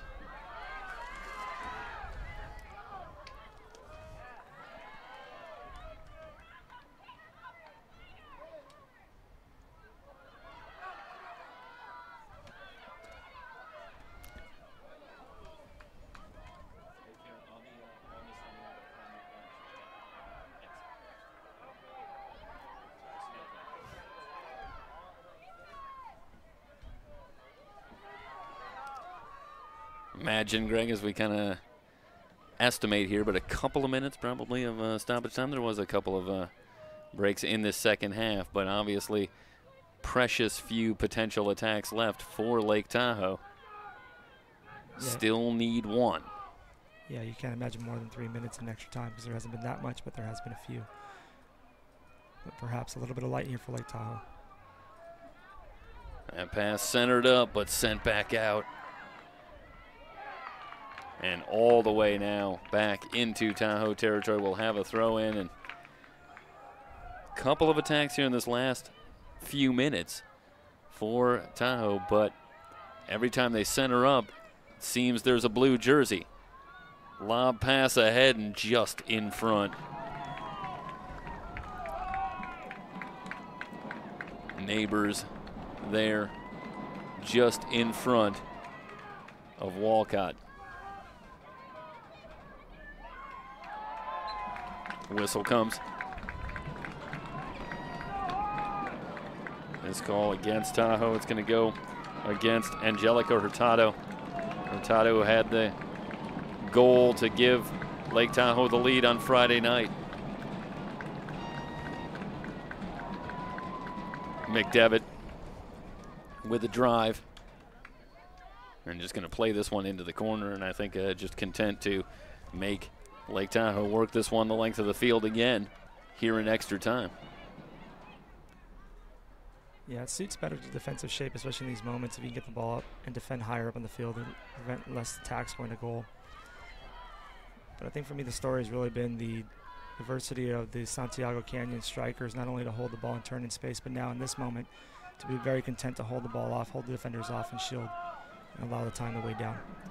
Third time in 5 years that they are here at the Final Four. Is it the first time in 5 years that they'll leave with the championship?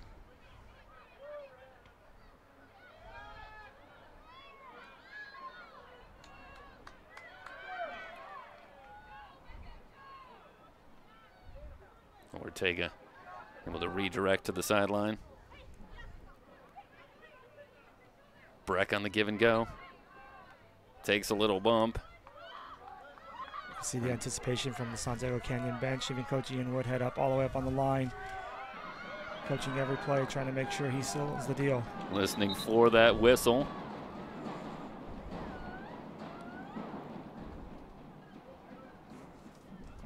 But still time for a substitution.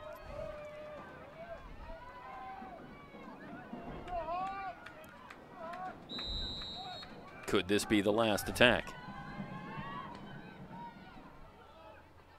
Driven, top of the box. High header. Bicycled back, it's alive. The one-timer off a man in front. Shot on goal from Breck, but Neighbors able to make the save. Well, Breck managed to get one on goal. Perhaps one of the better opportunities that they've had in this game. Just slightly unfortunate, the first initial shot was blocked by their own player.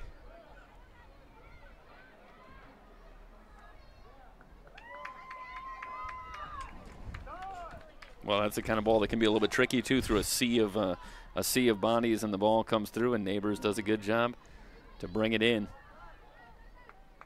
Perhaps the last, but time still going. We're in extra time. Remind everybody, at the conclusion, we will have a camera down on the field. We'll be able to show you the championship presentation, and we'll have that in its entirety for you.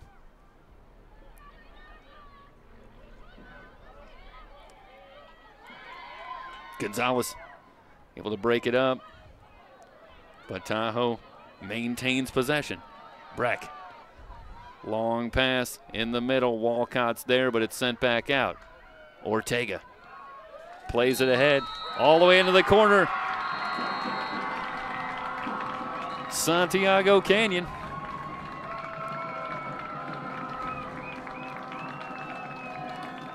Well, what can you say about a team that's 24-0, untied on the season? It was another very, very strong performance from a team that has been exceptional from start to finish this season. Yeah, they did. They really came in with a good game plan, utilized their players well, were very timely, especially managing their players. But, you know, a team that's come up short in the last few years, you can't feel but excited, and congratulatory to Coach Ian Woodhead and his staff, coaches, athletic trainers, and everybody in the administration for all they've done, and to finally overcome this obstacle and win this one. Remarkable, and it all came one goal in the second half, and for teams that have been explosive all year, it was terrific patience and efficiency in all phases of the game, and ultimately it took into the second half before they were able to get the goal from McDevitt on the feed from Coworth, and it's got to be a great feeling, I'm sure, for Ian Woodhead down there on that sideline, as you say, having gotten close so many times. And what a great Sunday it's been. Cerritos with the dramatic come-from-behind win in the men's final to win the championship, and now Santiago Canyon finishes off a coronation of sorts. And not to be lost in the fold of all this was a great performance by Lake Tahoe, not just today but all season long. And, hey, just their first loss as a team on the season, and I guess that's no doubt going to be incredibly disappointing, but what a team they lost to ultimately before and falling here today. Yeah, and absolutely. You can't take any credit away from Lake Tahoe's performance. They came out and they really gave it their all. They've been great all year and great in this final run. First time at the dance. It's only going to be something, I think, as a coaching staff that you take back with your players. You got to be very proud of them and everything they've done, and just something to continue to build on. Every year that they've been a program, they've continued to build and build and build. So I imagine this will not be the first time that we'll see Lake Tahoe in these events. Well, Greg, it's been a great pleasure to have you today. We really appreciate the time. Can't thank you enough, and hopefully it's been fun. I know it's been it's been a lot of great soccer that we got to watch today, and it's been a great pleasure to have you here today. Really appreciate it. Yeah, it's been great, Jeff. Thank you for having me up here. Absolutely. We're going to come back. We'll step aside here for a bit, and then come back, and we'll have a camera down on the field, and we'll bring you the trophy presentation here for Santiago Canyon, the women's champions here in the 3C2A in 2018.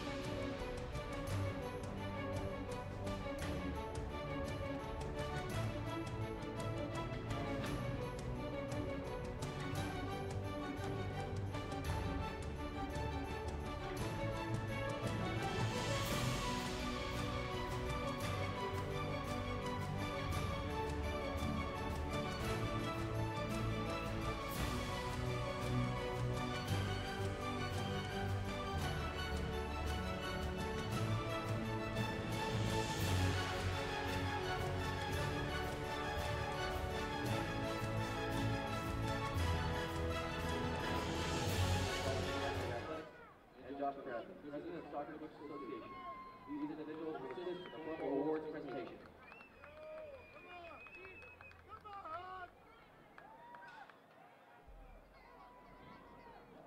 And now, ladies and gentlemen, let's take a moment to honor this year's most outstanding women's player. This individual has been selected by a committee of soccer coaches. This year's tournament most valuable player is number 22, Haley McDevitt of Santiago Community College.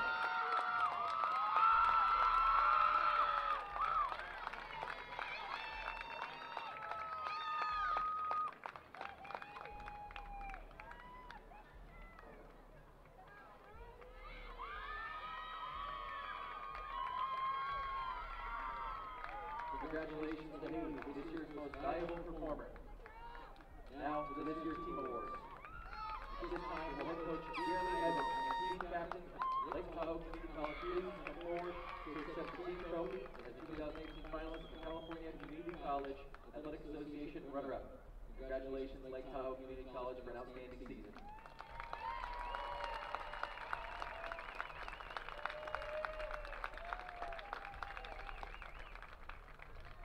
And now, let's recognize the players from Lake Tahoe. Please come forward as your name is called to accept your 3C2A medallion. Izzy Warren.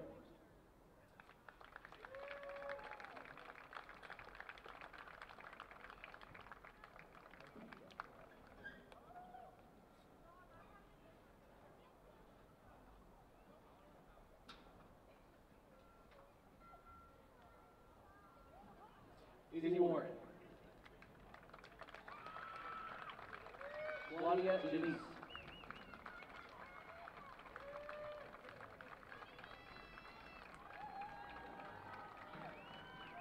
Jennifer Valdivia.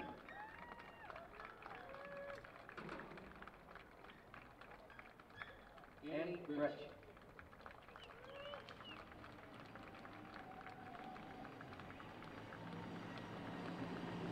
Quinn Hathini.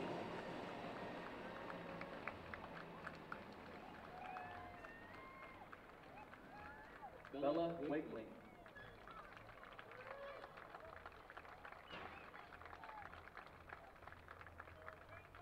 Sydney Woodward.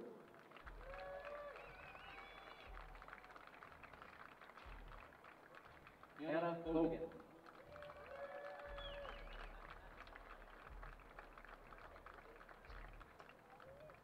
Arceli Romero.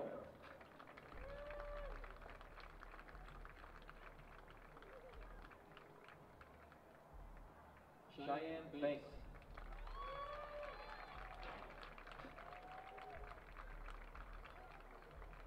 Bailey Salmon.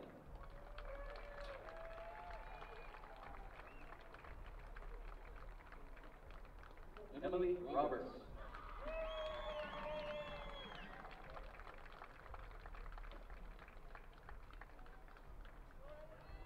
Angelica Hurtado.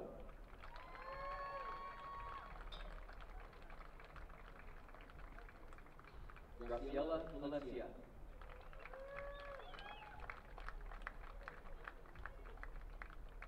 Alyssa Williams.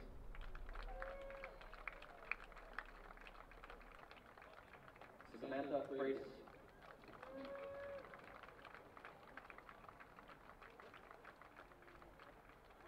Haley Dawson. Lauren Wolcott.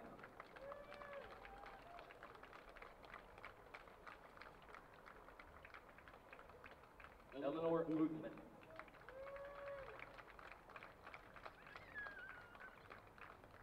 Madison Lloyd.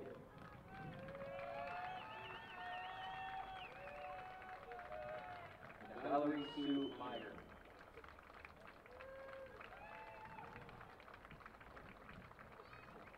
Head coach Jeremy Evans. Assistant coaches Tomas Marinelli and Nicole Vanderhurst.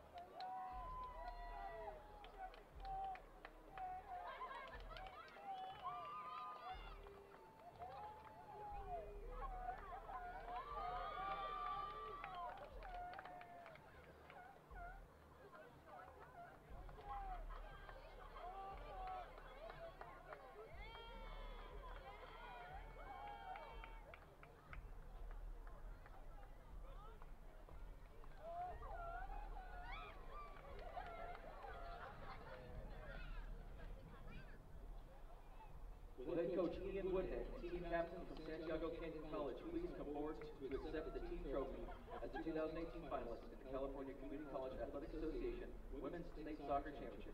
Congratulations to Santiago Canyon College for their outstanding season.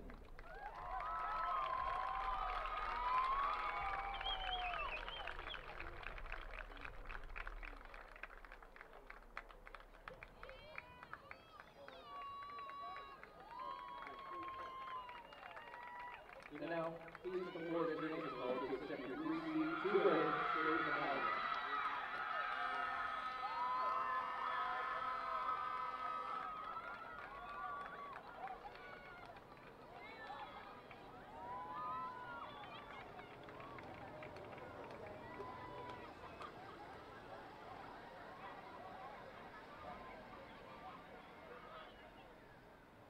Jillian Bliss.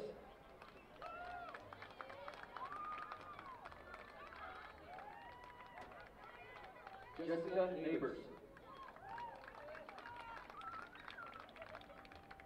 Ariana Ria. Sophie Salma. Lily Bettencourt. Michaela Gutierrez. Angelica Ortega. Suki Sutcliffe. Alexis Oso. Ashley Ross Kelly. April Gonzalez. Tori Phillips. Giselle Bettencourt. Miranda Lopez. Danica Serrano. Tabitha Smith. Jessica Santucci. Emma Carton. Emily Larson. Kendra Ford. Alexis Evans. Sarah Ansel. Haley McDevitt. Casey Montoya. Ophelia Sosa Cruz. Nike Abundis. Head coach Ian Woodhead. Assistants Lisa Herman.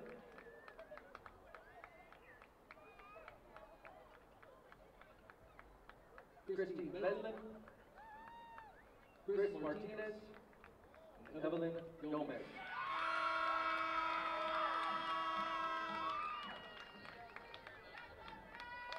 Again, our congratulations for a terrific season. Congratulations to both colleges and their student athletes for a wonderful season of high caliber intercollegiate athletic competition. Once again, your California State Soccer Champions, Santiago Canyon College Hawks.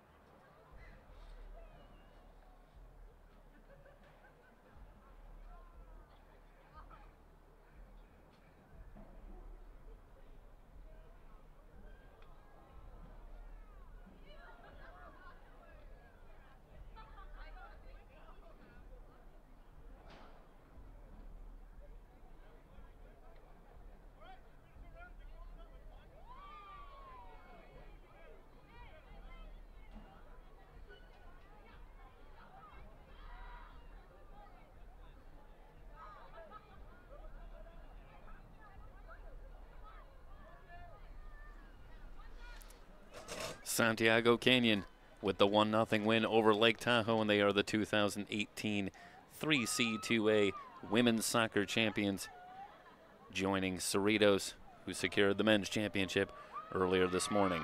Thank you so much for joining us here on SoCalCollegeSports.com. Just want to run down a few thank yous for this weekend. Obviously, so many people, so very helpful to get this off the ground. I want to start with the folks at the 3C2A, Mike Robles, George Matagakis, Carlisle Carter, obviously making this all possible. Want to thank our camera people, Mike Nahar, Samantha Ruelas, Karen Martinez, Ryan Wilmore, the guys at SoCalCollegeSports.com, Mike Zapata, who produces the broadcast, and a guy that I didn't get to mention before, but Matt Henson. All the graphics that we do here, all done by Matt Henson, very talented guy, and our thanks to Matt, as always, for everything that he does. Nico Della Valle on stats here this weekend, and our appreciation, our thanks to Nico. Steve Hoffman, head coach here at Ventura College.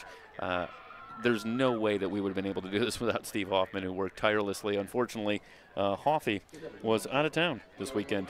Couldn't join us on the broadcast. We would have loved that. But Steve Hoffman did so much to help us set this up so that we could bring this to you.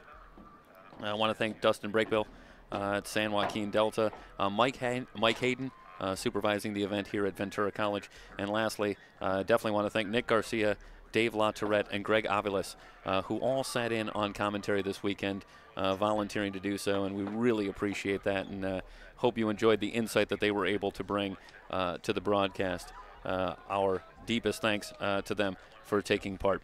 Santiago Canyon and Cerritos, the champions here in 2018, the 3C2A Men's and Women's Soccer Championship here on SoCalCollegeSports.com.